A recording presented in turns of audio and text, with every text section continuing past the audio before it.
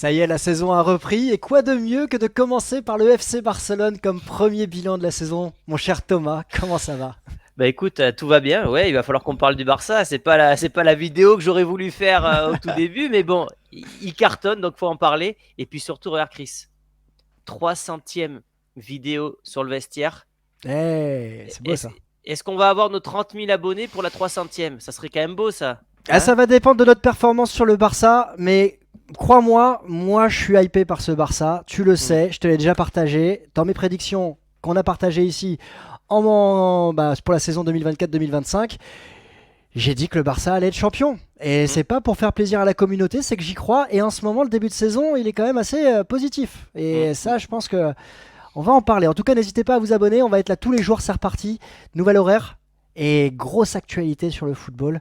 Et on va Yes. commencer avec évidemment top-down. Hein, on commence par la direction et après on va Ok. aller chercher les individualités. On partagera notre prono aussi en fin de vidéo sur ce Barça en Ligue des Champions, sur ce Barça en Liga. Mais d'abord, le premier élément de ce bilan de début de saison, c'est le choix d'Hansi Flick par Laporta. C'est fort. Bah, tu sais, quand il a signé, le premier mot qui nous était venu à l'esprit, c'est le très gros coup du Barça. Ah ouais. Parce que il y a que deux entraîneurs dans l'histoire qui ont gagné 6 trophées en une saison, c'est Guardiola et c'est lui. Et je veux dire, il n'y a pas de secret. Ce mec-là, en l'espace de 4 matchs, moi je le dis, j'ai l'impression qu'il a beaucoup plus apporté que Xavi en 2 ans et demi. En tout cas, sur le jeu qu'il propose, les idées, j'arrive à voir les idées de Flick en fait. Et ça, qu'un entraîneur arrive à imprégner ouais, de son empreinte, de son Hmm. ADN, une telle équipe aussi rapidement, moi ça m'impressionne. Donc ouais, Flick, ça a l'air d'être l'idée parfaite. On verra dans le temps, mais aujourd'hui, là, on est début septembre. Pour l'instant, c'est impeccable côté Barça, tout roule. Ouais, et puis on a senti vraiment un Hansi Flick. Alors avant de parler d'Hansi Flick de mon côté, quand même, aux supporters du Barça, écoutez bien ce qu'a dit Thomas, supporter du Real Madrid, on le sait, ou si vous nous découvrez, mais Thomas, supporter du Real, il dit que c'est un très bon choix. C'est important de le préciser, et il faut le reconnaître, cette ouverture d'esprit aussi, en dehors de tout antagonisme, Barça-Real. Moi, le choix, il est fort, il est très gros coup, bien évidemment, mais surtout, on se le dit souvent, il faut qu'un entraîneur, il ait du temps. Et là, on a un flic qui a eu du temps pour préparer cette saison, quand bien même les internationaux ont mis du temps à revenir de l'euro. Alors, il peut capitaliser sur des individualités dont on va parler tout à l'heure, qui ont remporté cet euro. Mais oui, il est arrivé et il apporte cette aura, cette sécurité, ce nouveau jeu, cette expérience. Et on en avait besoin du côté du Barça. Et c'est un gros choix de la part de Laporta qui était un peu mis en difficulté quand même par rapport à tout ce qui se passe économiquement, sportivement. Et là, il faut lui mettre à son Et, crédit également. Et il a mis la tradition catalane de côté. Donc ça, c'est Paulo Breitner qui l'a dit. Il a tout à Mhm. fait raison. C'est que le Barça, historiquement, a souvent fait confiance à des Hollandais et le Mhm. Real a souvent fait confiance à des Allemands. Et là, il a rompu la tradition en faisant signer un coach allemand. Donc pour l'instant, ça paye. On verra dans le temps. Mais c'est vrai que Laporta, tout se passe pas très bien en coulisses, dans le sens où économiquement, ça peut être difficile pour le Barça. Mais aujourd'hui, ça ne se ressent pas sur le terrain. En tout cas, 15 départs, 15 arrivées, une balance légèrement négative, mais on a pu connaître pire du côté du Mm, Barça, mm. moins 20 millions d'euros. Le très gros coup, et on va en reparler en individualité tout à l'heure, c'est Ouais. Dani Olmo, 55 millions d'euros. Moi, je trouve que c'est pas cher payé par rapport aux autres tarifs et aux Non, montants qu'on non. peut avoir, mais super joueur qui connaît la maison et qui arrive déjà à être performant, c'est un très gros coup. Ouais, je te donnerai mon avis en fin de vidéo parce que je sais qu'on a une petite capsule réservée sur, Mm. sur Daniel Mo. C'est pas un très gros mercato hein, côté Barça. Je veux dire, on n'est plus sur le mercato où, tu te souviens-toi, ils avaient fait venir Rafinha, Mm. Koundé, Lewandowski et je ne sais Mm. quel autre joueur. Là, c'est quand même plus raisonnable. On a dégraissé, on a Et envoyé des justement, joueurs en prêt, voilà. Et surtout, justement, ouais. on a fait venir qu'un joueur pour l'instant. On Une verra joueur, au un mercato. joueur star, Un et joueur c'est star. ouais. Et attends, intéressant aussi dans la stratégie globale, puisque on se le disait hier dans notre tour d'Europe, c'est que les équipes qui restent stables, elles ont un avantage concurrentiel par rapport aux autres, parce que Mhm, automatisme notamment. mhm. Là, tu mets une pièce qui connaît déjà la maison, qui connaît Oui, aussi la oui. méthode allemande. Bon, on en parlera Bah, tout il à y, l'heure. il y avait 6 ou 7 Espagnols titulaires dans le 11. Tu vois, c'est beaucoup. Ouais. C'est Après, beaucoup. il a fallu quand même dégraisser pour l'accueillir.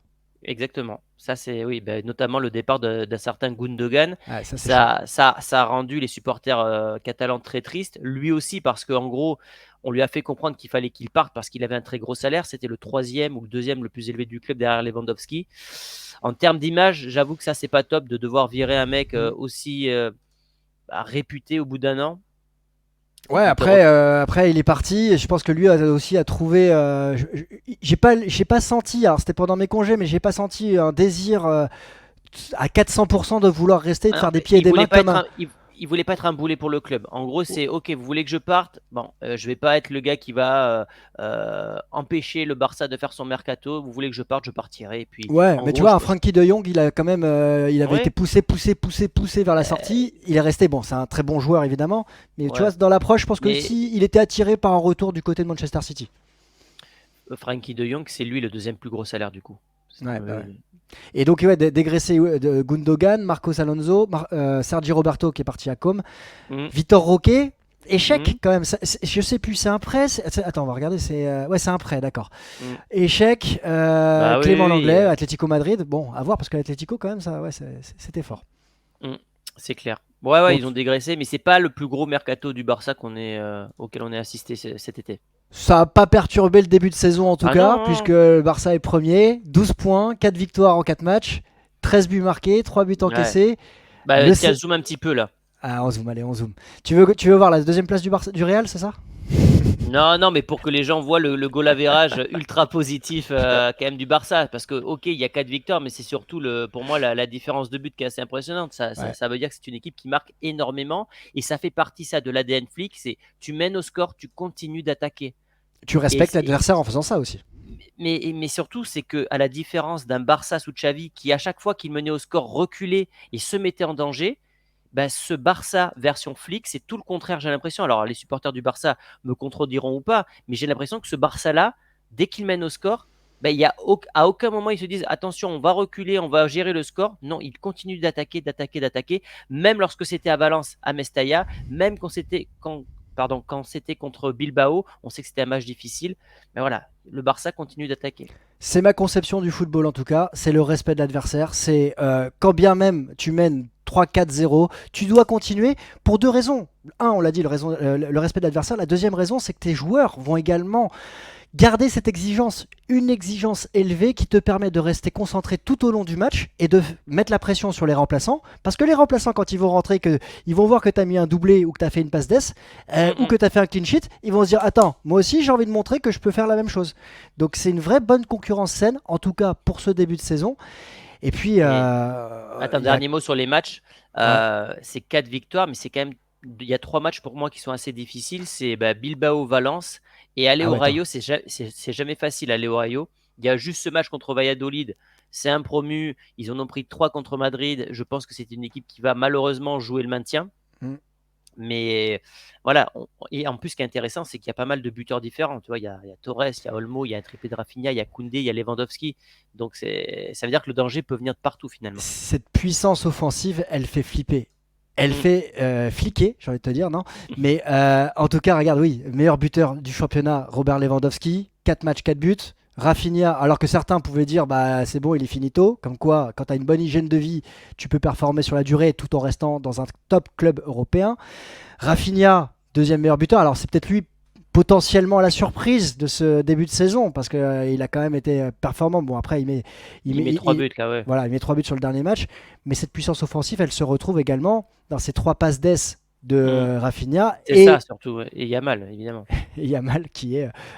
Si tu as un mot à dire sur les individualités, tiens, regarde, en parlant de Robert Lewandowski, Bah, Lewandowski, je suis pas surpris dans mes prédictions. Je t'avais dit qu'il terminerait selon moi Pichichi de la Liga, parce que du côté du Real, les buts vont se diviser, et j'ai l'impression que lui, il sera beaucoup plus servi que sous Xavi. En plus, avec Flick, on a un Barça qui est très vertical. Je crois que contre Valladolid, il y a un but qui part de Koubarsi qui va directement à Rafinha. C'est-à-dire que le Barça a carrément sauté une ligne pour directement toucher l'attaquant barcelonais. Donc je pense que ce mec-là, ben, il n'a pas perdu de sa superbe devant le but. Il aura toujours cet instinct de buteur. Sauf que sur les 2 dernières saisons, il était pour moi beaucoup moins bien servi que sous son époque Bayern Munich. Et si aujourd'hui tu me dis il va faire entre 25 et 30 buts, ben, je ne serais pas surpris parce que ce Barça, visiblement, va jouer l'attaque à tout va et que mm, lui, ben, devant le but, dans la surface, hein, c'est pas mm, un créateur, mais dans la surface, c'est l'un des meilleurs des 10 dernières années. Donc je suis bah, je pas te très repasse. surpris. Je te repasse justement la tactique avec Pedri qui a ce rôle hybride de Mmh. récupérer, de faire le lien entre le milieu et l'attaque. Dani Olmo, on va en parler. Et la puissance offensive, elle fait peur en tout cas. Même en Ligue des Champions, j'ai pas forcément envie de rencontrer le Barça. En tout cas, moi je suis pas qualifié, donc comme ça au moins j'ai pas le problème. Mais c'est vraiment, ouais, c'est vraiment fort. Et puis il y a ce petit garçon, cet adolescent de 17 ans, Mm. qui lui aussi. Qui va peut-être passer son permis quand il sera majeur, hein. C'est important.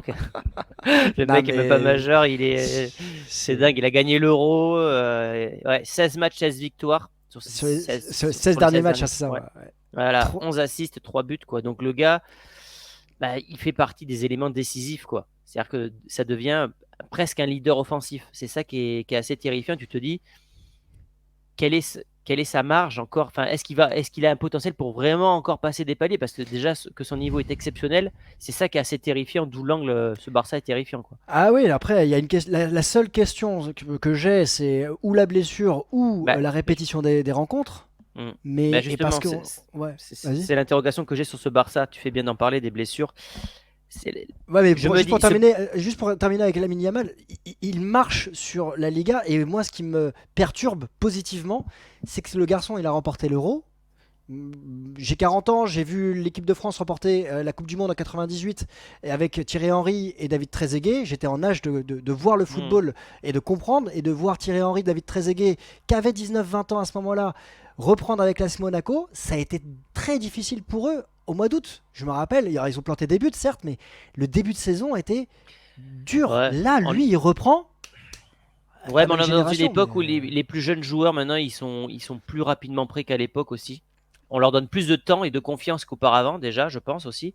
Et l'interrogation que j'ai par rapport à ce Barça, c'est qu'ils n'ont pas, selon moi, un banc de touche super bien fourni.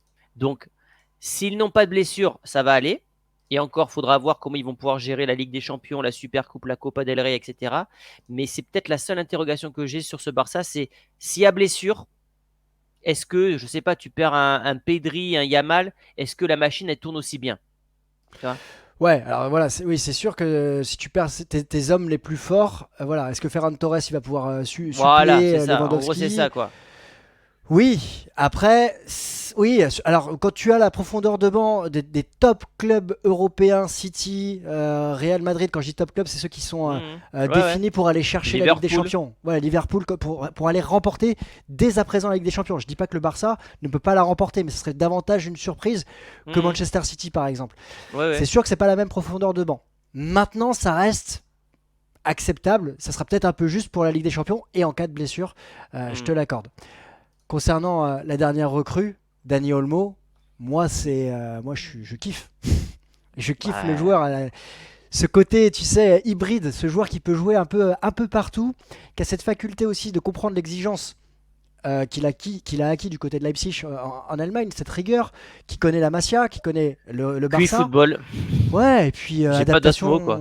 adaptation tout de suite, quoi. Le mec, pas de problème. Ok, Tu, je joue pas, je suis pas intégré, j'attends. Et je rentre, je marque. Ok, pas de problème. tu sais, quand tout à l'heure je te disais qu'il y avait beaucoup d'Espagnols, bah, je pense que ça va aider aussi à l'intégration de joueurs comme Olmo, tu vois, qui Ouais. savent jouer comme le Barça, comme dans l'équipe d'Espagne. Non, en 2 matchs, bah, comme je t'ai dit tout à l'heure, Flick, il a fait oublier Xavi en l'espace de 4 matchs. Je peux te dire la même chose avec Olmo, qui pour moi a fait plus en 2 matchs que Joao Félix en 2 ans, ou en Ouais, un tu an et demi, m'étonnes. tu vois. Ouais, tu m'étonnes. J'ai- j'ai- ce mec-là, il sait tout faire. Il a une intelligence dans les passes, son choix de jeu, il s'est tiré, il s'est marqué. Non, non, franchement, c'est une superbe recrue. Ils ont réussi à l'inscrire, donc tant mieux pour eux. Maintenant, voilà, on verra comment le Barça va gérer toutes ces rencontres et aussi le turnover, parce que j'imagine pas un Olmo, on en avait parlé de ses blessures, hein. Il avait quand même pas mal de blessures du côté de Leipzig. Est-ce que c'est un mec qui est capable de jouer 50 matchs dans une saison? On verra. Et donc ça sera tout le travail de Flick aussi, de voir comment faire tourner son effectif, des fois dans des rencontres qui paraissent beaucoup plus abordables, pour ne pas que ces joueurs soient en surménage ou ouais, voilà. Ah ouais, t'as raison, je te suis. En tout cas, on va regarder nos pronos. Enfin, en tout cas, quels sont les pronostics potentiels du côté du Barça, de notre partenaire Unibet. Unibet qui vous offre 10 euros, avec le lien qui est dans la description. Partenaire qui vous offre 10 euros. 10 euros qui vous sont offerts. Vous vous inscrivez, vous avez 10 euros qui vous sont offerts. Vous pouvez parier, évidemment, avec notre code promo. Et n'oubliez pas que jouer doit rester un divertissement exclusivement réservé aux personnes majeures. Alors, on a les pronos, les prédictions du côté d'Unibet, c'est le Real qui reste favori à 1,50. Mais on voit que le Barça se rapproche, 3,25 quand même. Tu penses qu'il est... Alors, je vais formuler la question différemment. Est-ce que tu penses que le Barça peut être champion? Est-ce que tu crois, en dehors du Real Madrid, si tu n'es pas supporter du Real, est-ce que tu crois que ce Barça peut aller récupérer son titre? En fait, je pense que ce Barça, sur le côté marathon, ça sera compliqué pour eux parce que justement, ils n'ont pas le banc de touche nécessaire. Maintenant, voilà, tu as quand même un quart des gens qui pensent que le Barça va être champion. Au vu de ce qu'ils ont montré depuis le début de la saison, je serais quand même assez fou de dire non, ils ne seront pas champions. Mais je reste encore confiant pour le Real. Voilà, aujourd'hui, je pense que la différence se jouera sur le banc de touche entre ces deux équipes.